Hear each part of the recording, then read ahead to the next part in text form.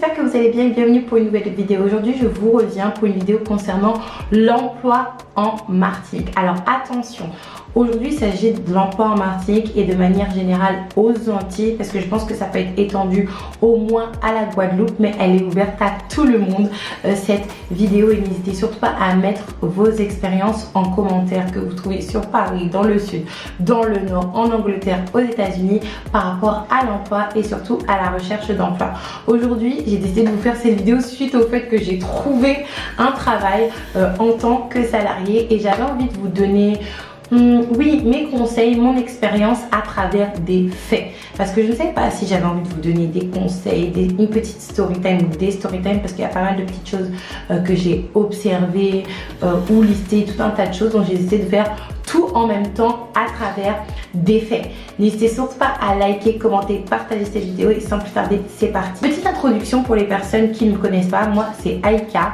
Je suis créatrice de contenu. J'ai un site internet qui s'appelle Ajafit, qui est spécialisé dans le glow up et la perte de poids. Mais il faut savoir que à chaque fois, moi, depuis que je suis sur les réseaux sociaux, j'ai été conditionnée sur le fait que il fallait que j'ai un travail à côté. Surtout que quand j'ai commencé les réseaux sociaux, j'avais déjà un enfant, Joshua, maintenant j'en ai 3. Donc pour moi c'est important de garder cette stabilité, d'avoir un travail à côté. J'en avais un en France, cependant entre temps j'ai déménagé en Martinique, et depuis je faisais les réseaux sociaux avec une petite césure à cause de problèmes administratifs. Et puis après je suis tombée enceinte, et là j'ai enfin trouvé un travail. Après 2 ans de recherche, entrecoupé parce que c'est pas tous les jours que je cherchais du travail. Et oui, j'habite en Martinique. Bref, petite introduction un petit peu longue. Donc, premier fait sur la recherche d'emploi en Martinique en tant qu'étranger. Je dirais ça comme ça, même si je ne pense pas que moi, ça se voit sur mon visage que je suis étrangère. Je ne sais pas. C'est vrai que des fois on me pose la question si je ne suis pas Sainte-Lucienne. Enfin bref. Le premier fait, les filles et les garçons métropolitains notamment, ne pensez pas que quand vous allez chercher du travail ici, que vous êtes le messie qu'on vous attend en fait. Parce que c'est vrai que par rapport à pas mal de choses, des fois on peut penser que en fait trouver un travail ici aux Antilles sera très facile, sera très aisé. Je pense que en tant que métropolitain, surtout les blancs, pas moi en tout cas, parce que du coup mon ancien compagnon est antillais, puis j'étais déjà venue ici avant, enfin bref. Déjà la manière de parler au niveau du français, au niveau de l'intonation, au niveau de certaines expressions qui sont grammaticalement fausses en tant que français métropolitain, vous pouvez penser en fait que les Antillais, voilà, ils sont pas... Vous voyez ce que je veux dire? Eux et vous, vous n'avez pas le même niveau, vous êtes clairement au-dessus en fait. D'accord?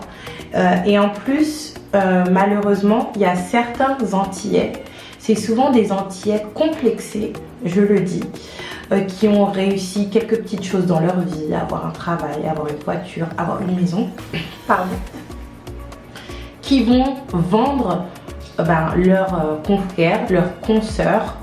Et quand je dis vendre, c'est au niveau de l'argumentaire, de manière assez négative. C'est-à-dire qu'on va faire comprendre, c'est-à-dire que cette même personne qui est antillaise, qui est martiniquaise ou qui est guadeloupéenne va faire comprendre que non, les Antillais sont fainéants, ils ne savent rien, ce sont des pauvres gens, etc. Ça m'était arrivé par rapport à ma situation d'immobilier quand je parlais bref avec une personne concernant une autre personne, mais la manière dont elle décrivait cette personne, c'était vraiment... Et moi je me suis dit, mon Dieu, moi je suis africaine, t'es martiniquaise et tu parles d'une autre martiniquaise qui pourrait être ta fille en ces termes-là, en plus que c'est toi qui es dans l'erreur, et c'est pas la seule personne que j'ai vu faire ça. Donc c'est vrai que quand vous arrivez en tant que métropolitain, en tant que personne venant de l'Hexagone, vous avez l'impression qu'on va vous dérouler de tapis rouge parce que quoi qu'il arrive vous êtes au-dessus des Antillais. Non. Il faut savoir que ici, certes, il y a toute la caricature qu'on vend, c'est-à-dire des personnes qui tiennent les murs, des personnes qui tiennent les stations. Quoique, vous les voyez là, il y a des gens qui travaillent, hein. et pas vendre des trucs. Non, non, il y a vraiment des gens qui travaillent dans les gens qui tiennent les stations. Enfin bref. Mais certes, vous voyez cette caricature un petit peu de personnes fainéantes, mais il y a aussi une génération de personnes qui sont diplômées, motivées, ambitieux et qui ont un mindset différent. En fait, les grands-parents, les arrière-grands-parents, enfin bref, la génération d'avant était en mode aller pour ne pas virer, aller pour virer peut-être pour la retraite, aller pour aller étudier pour virer après. En fait, maintenant, c'est rester au pays, en fait. Il n'y a pas d'aller en France ou quoi que ce soit, ou peut-être pour les vacances. Il y a des Antillais qui sont prêts à rester chez eux. Et comme ils restent chez eux, ils estiment à devoir avoir la première place en termes d'emploi qu'on a proposé ici. C'est un petit peu comme, vous savez, les pays asiatiques au niveau de l'immigration, notamment au Japon. Quand on vous donne un visa de travail pour tout ce qui est recherche de travail, l'employeur, il doit justifier qu'il n'a pas trouvé auprès de la population japonaise une personne compétente qui leur a forcé, en fait, de faire appel à un étranger. Et bien ici, c'est comme ça la mentalité de certains jeunes, et à raison. Ce qui est à César est à César, est à rendre à César. Enfin bref, j'ai oublié. J'ai oublié le dicton, mais ça va pas être facile du tout parce qu'il y a beaucoup de compétition. Ça, vous vous rendez pas compte, dans la population aux Antilles, il n'y a pas que les Antillais. Il y a les étrangers, il y a les Africains. Bon, il n'y en a pas beaucoup de ce que j'ai pu observer, même si c'est vrai qu'il y a des Africains, en fait, tu vas penser qu'ils sont juste entiers, tu vas pas faire la différence vraiment. Mais il y en a, il y a les Saint-Luciens, il y a les Dominicains, il y a les Guadeloupéens, ou du coup les Martiniquais en Guadeloupe. Donc il y a énormément de compétition. Ne pensez pas que vous allez arriver là-bas en terrain conquis et que tout va bien se passer pour vous. Bien au contraire. Vous savez, moi j'habitais à Saint-Denis, j'habitais à Saint-Quentin, j'habitais à Roubaix, j'habitais à Tourcoing. Et je pense qu'en Martinique, c'est l'endroit où j'ai envoyé le plus de CV de ma vie, où ça a été le plus difficile pour moi de trouver un travail. Parce qu'il y a énormément de compétition. En plus du fait qu'il n'y a pas beaucoup de travail, c'est vrai, notamment dans le tertiaire. C'est pas pour rien qu'à chaque fois que je fais des allers-retours en Martinique et en France, il n'y a pas de turnover dans certaines administrations comme la mairie, comme la banque, comme ce genre de choses-là. C'est toujours les mêmes personnes qu'on va retrouver. Pourquoi? Parce que dès que tu trouves un travail, tu t'accroches.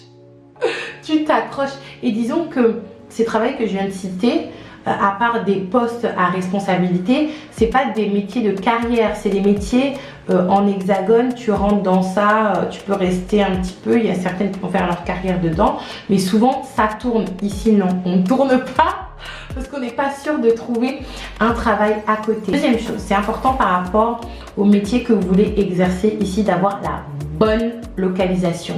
Moi par exemple, je suis sur Trinité, je suis à la limite. Je suis à la limite en fait. Je suis à la limite.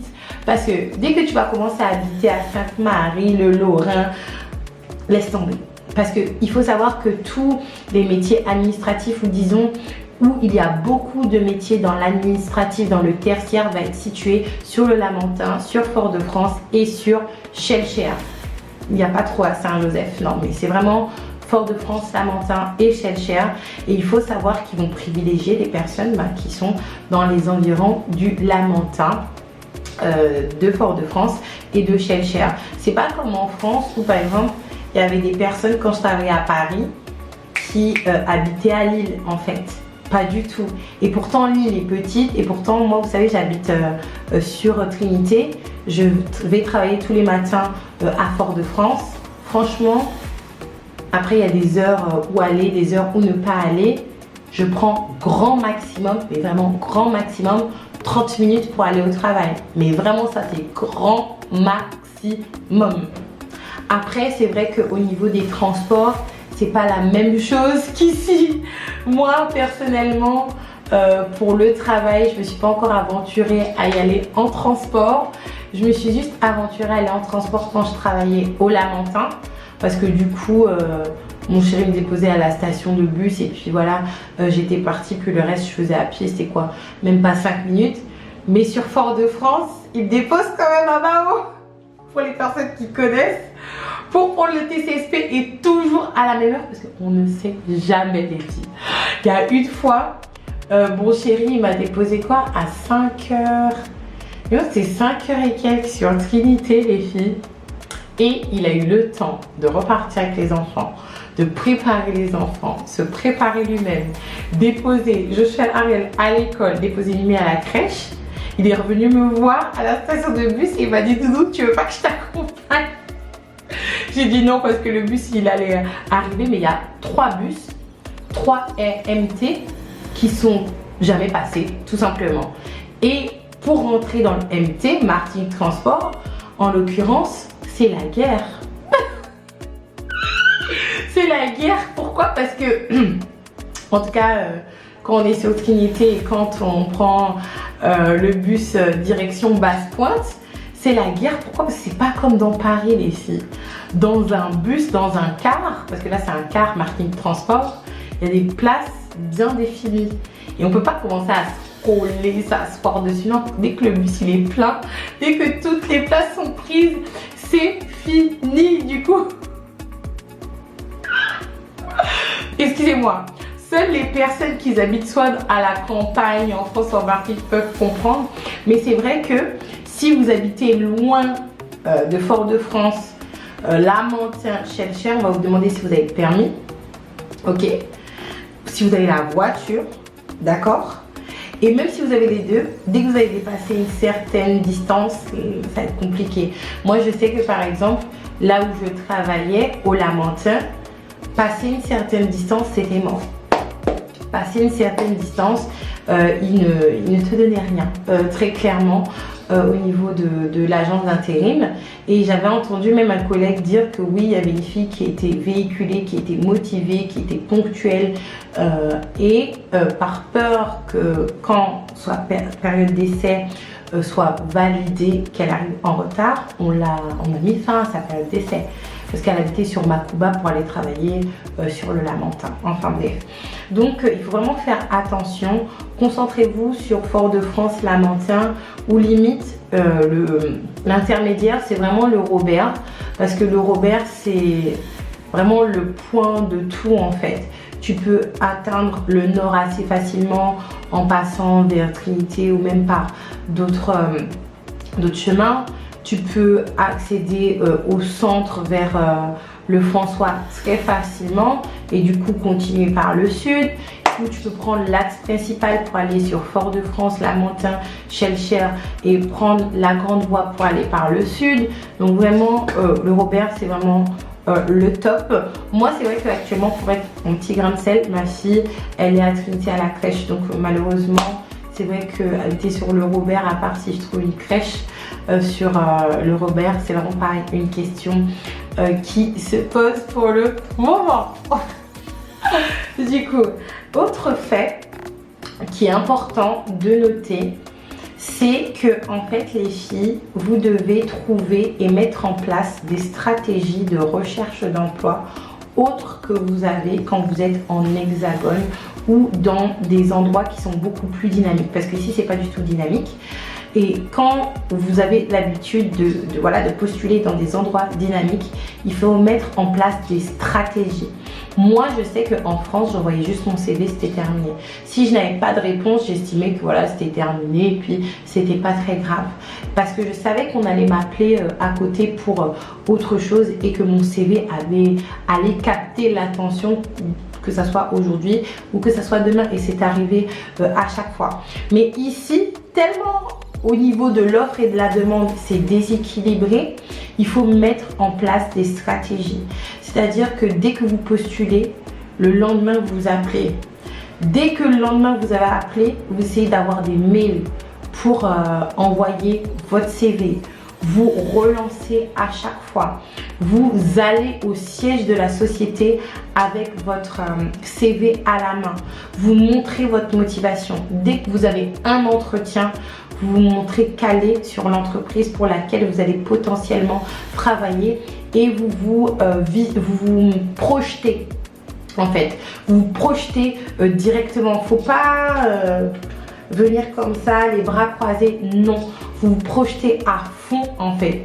Moi, je sais que, par exemple, pour le travail dans lequel je travaille actuellement, les filles, c'était moi et c'était personne d'autre.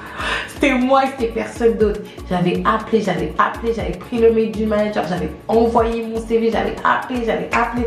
Enfin bref les filles, je voulais cet emploi. C'est important.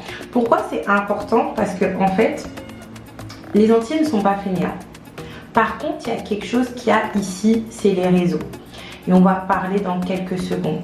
Donc ça fait qu'il y a certaines personnes qui tombent dans des entreprises et qui sont grassement payées alors que des fois ils n'ont pas forcément les qualifications pour, à cause de quelqu'un, que ce soit la maman, la tati, le chéri, la cousine, bref, le réseau en fait, le réseau familial ou le réseau amical. Donc ça fait en fait que des personnes ne vont pas être aussi motivées que toi pour trouver un emploi, et au-delà de ça, ils vont pas être aussi motivés que toi pour garder cet emploi. Moi, il faut savoir que par exemple, il y a quelques temps, j'ai eu la gastro. C'est-à-dire que pendant une nuit, ça a été vomissement, ça a été diarrhée, ça a été très compliqué. Et je travaillais à 6 h du matin le lendemain. J'ai attendu 4 h 30 pour envoyer un petit WhatsApp à mon manager pour lui dire « Écoute, je voulais vraiment venir, mais là, en fait, je pourrais pas venir parce que je serais plus un boulet qu'autre chose. Je vais courir aux toilettes, je vais vomir, ça va sortir partout. » Bref, j'étais désespérée de lui dire que je pouvais pas venir. Pourquoi? Parce que moi-même, je sais que si c'est pas ça, je sais pas si ça va pas être autre chose. Et il y a des personnes, en fait, ici, qui vont faire des arrêts maladie, en veux-tu, en voilà, parce qu'ils savent très bien qu'ils ont le réseau. Et le fait que vous vous démarquez par rapport à votre motivation, en fait, ça va jouer au niveau de l'employeur, parce que les employeurs ici, ils ont l'habitude en fait de personnes qui sont rentrées grâce à telle ou telle personne. Donc ils ont l'habitude que certaines personnes vont penser tout pour acquis en fait, tout simplement. Donc le fait de te voir te démarquer, motiver, tout connaître, être calé, ça va faire la différence. Par contre, quelque chose qui est très important ici, et vous en parlez il y a quelques secondes, c'est le réseau en fait. Moi, vous savez, je parlais à quelqu'un il y a quelques temps, qui a presque 30 ans, elle me disait que moi, tous les emplois que j'ai eu, c'est par le réseau, c'est par quelqu'un que je connais, c'est une copine, un copain, mon chéri, le barbeur du coin. Et ça, c'est super important, le réseau. Le réseau, c'est très important pour tout en Martinique. C'est important pour la recherche d'emploi, pour la recherche de maison, parce que des fois en fait il y a certaines personnes qui ne mettent pas leur annonce sur le Pôle emploi ou sur le Bon Coin, par exemple concernant les maisons en fait. Donc c'est super important pour même la recherche de structure, pour faire garder vos enfants, tout un tas de choses. Ayez le réseau. Moi j'ai pas le réseau. C'est pour ça que je pense que jusqu'à ce jour, je cherche toujours une maison. Moi, je sais qu'il y a beaucoup de personnes qui avaient le même problème que moi actuellement avec ma maison. Ils ont pu obtenir une maison grâce au réseau qu'ils ont à la mairie ou grâce à la tati qui travaille tel ou tel côté, ou carrément une personne qui connaissait une autre personne, qui ont trouvé une maison en particulier et qui ont eu voilà, l'accès un petit peu facile sans qu'on demande trop de papiers. Le réseau, les filles. Je vous en supplie, le réseautage. Pensez à demander. N'ayez pas honte en fait. Il y a un moment donné, il ne faut pas avoir honte. Il ne faut pas avoir honte du non. Moi, souvent, j'ai souvent eu ce peur du non. Toute ma vie. Et c'est grâce à cette recherche d'emploi-là, en fait, que j'ai pu, du coup, ne plus avoir peur du non. Si tu me dis non, c'est pas grave. Si tu me dis non, c'est peut-être que la chance que tu as à proposer, c'est pour quelqu'un d'autre, c'est pas grave. Mais je sais que ma chance sera auprès de quelqu'un d'autre, du coup. Et cette peur du non, et justement cette non-peur que j'ai actuellement, je l'applique dans ma vie haute, notamment dans les réseaux sociaux, pour avoir des partenariats. Maintenant, je n'ai plus peur du non, en fait. J'ai plus peur du non. Donc, je n'ai plus peur du non. Donc, je sais pas pourquoi on en est arrivé là, mais j'ai plus peur du... Je sais pas pourquoi on est arrivé à la peur du non, mais développer votre autre chose. Et je pense que je vais finir sur ça. parce que là on a touché pas mal de petites choses. En parlant de faits, j'ai pu vous donner pas mal d'informations et encore une fois, ça peut s'appliquer à des régions où c'est moins dynamique. Par exemple, Paris, c'est beaucoup plus dynamique que Saint-Quentin. Saint-Quentin, c'est beaucoup plus dynamique que certains villages, par exemple à Ory-la-Ville. On est bien d'accord. Donc vous pouvez appliquer tout ce que je vous ai dit là pour partout. Le dernier point, c'est le colorisme. Oui. Moi, je vous ai toujours dit qu'en tant que femme noire, foncée de peau, c'est vrai que j'ai l'impression que les choses ici sont beaucoup plus faciles à vivre. Mais je suis en train de me poser la question si c'est pas parce que par rapport au regard des hommes. Il faut savoir que les hommes entiers sont très enjôleurs, enfin bref, vous les connaissez déjà. Donc que ça soit négresse, chabine, blanche, tout ce que tu veux, en fait, ils vont te draguer, il n'y a pas de problème, il n'y a pas de souci de ce côté-là. Et donc peut-être j'ai assimilé ce côté enjôleur avec tout le monde à l'acceptation de la couleur foncée. Parce que je me suis rendu compte qu'il y a énormément de colorisme ici en Martinique, notamment dans le secteur de l'emploi. J'ai pas vraiment besoin de m'expliquer, mais il y a du colorisme au niveau de l'emploi ici en Martinique. Il y a beaucoup plus de chances que vous soyez choisi si vous êtes clair de peau que si vous êtes foncé de peau. Je sais pas si vous avez remarqué déjà, tout ce qui va être vitrine, vous voyez, une secrétaire ou quelqu'un en fait qui va représenter l'entreprise, la plupart du temps, elle va être claire. Ou la plupart du temps, elle va être... J'ai utilisé le mot chapé la dernière fois. On m'a repris en commentaire. Je suis pas là pour faire des cours d'histoire. Je sais qu'il y a certains termes qui sont un petit peu touchy. Mais quand je dis chapé, c'est, vous voyez, l'antillaise qui va être foncé, pas foncé mais un petit peu marronné ou clair, mais qui va avoir les cheveux d'une certaine manière. Tu vois qu'il y a du métissage dans l'air, pas très loin dans ces gènes. Et ben ça va être ce type de filles là qui vont être à ces postes là. Et des fois elles sont même pas qualifiées parce que des fois quand tu leur parles, tu vois que elles savent pas de quoi vraiment tu parles d'ailleurs. Donc il faut faire avec. Et c'est vrai que les filles foncées de peau, je bafouille, je veux pas dire des choses de travers que ça soit utilisé contre moi, mais des filles qui vont être beaucoup plus foncées, elles vont devoir faire plus. Un peu le système du racisme en fait, c'est-à-dire que les clairs peuvent se contenter de faire le minimum quand les foncés doivent faire le maximum. Je vous explique. Une fois, j'avais une discussion avec deux filles, une foncée et une claire par rapport justement au colorisme, à la recherche d'emploi, etc. C'est lors d'une pause déjeuner quand je travaillais au Lamentin avant de commencer le travail que j'ai actuellement. Et la fille qui était foncée était en train de faire comprendre que quand on est foncé, et c'est beaucoup plus difficile que quand on est clair. Et la claire, et ça je vous dis les clairs, arrêtez de parler sur des choses que vous ne maîtrisez pas. Et en fait, un petit peu comme les blancs qui ne vous touchent pas en fait dans la chose en question. Vous êtes touché par le racisme, pas par le colorisme en fait. Laissez ça aux foncés, qu'elles puissent vous expliquer, qu'elles puissent en fait vous expliquer qu'est-ce que c'est au quotidien en fait.